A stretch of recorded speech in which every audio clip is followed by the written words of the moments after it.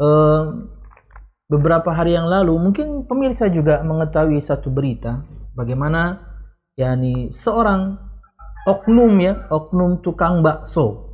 Walaupun berita ini tidak yakni membuat saya kemudian kapok makan bakso, tidak ya. Terlepas dari yakni kadang-kadang asam urat juga ya. Tapi enggak, ini kan oknum saja. Tapi tentunya mencoreng tukang bakso yang lain. Tapi ini oknum saja. Di mana dia meludahi baksonya sebelum dihidangkan. Kalau anggapannya dia penderita COVID, kemudian dia ingin menyebarkan deritanya kepada orang lain, ya nggak masuk akal lah, dia sakit masih jualan. Tidak lain dan tidak bukan adalah ini bentuk pesugihan. Ya, coba apa yang dia dapatkan? Dilaporkan, ditangkap polisi, bahkan mungkin dipenjara. Itulah makna dari yakni sabda Nabi Muhammad SAW. Ingat satu cerita, ketika Nabi Muhammad SAW melihat seorang laki-laki menggunakan wahinah.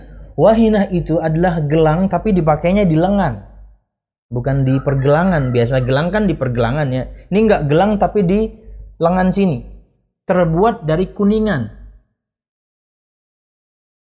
Di antara yakni cara atau di antara ya di antara cara seorang itu sebelum berdakwah, sebelum berfatwa, itu dia bertanya, istifsar.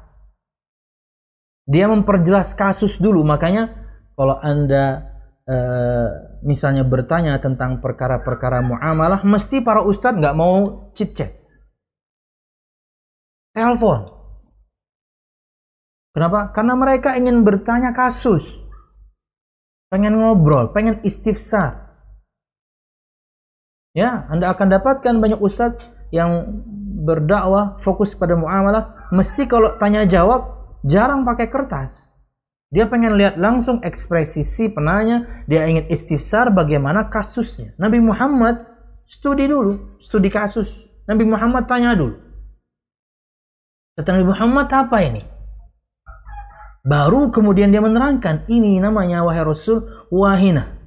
Dipakai supaya terhindar dari bahaya, dipakai supaya terhindar dari petaka.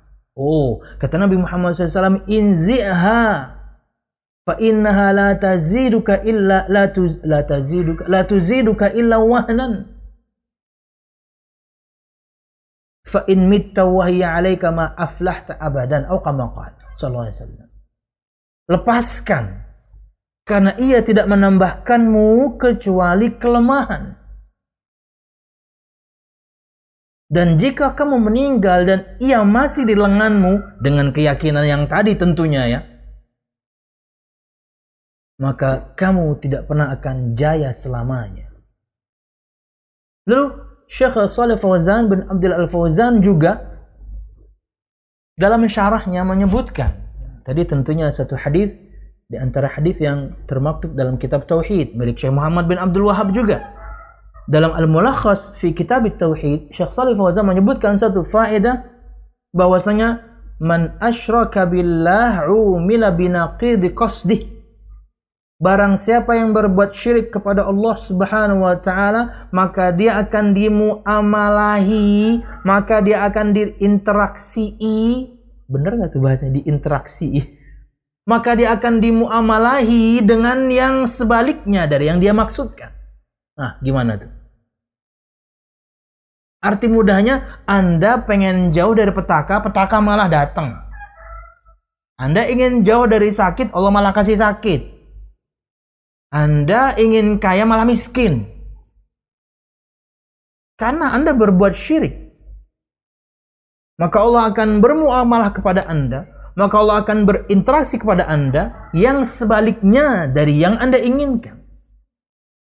Pengen laku, pengen lancar, tapi kemudian berbuat syirik dengan pesugihan, malah dipenjara kan?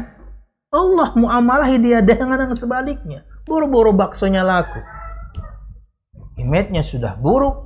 Na'udzubillah, sayang sekali kemudian bisa berimbas kepada para pedagang bakso yang lain yang jujur. dan dipenjara.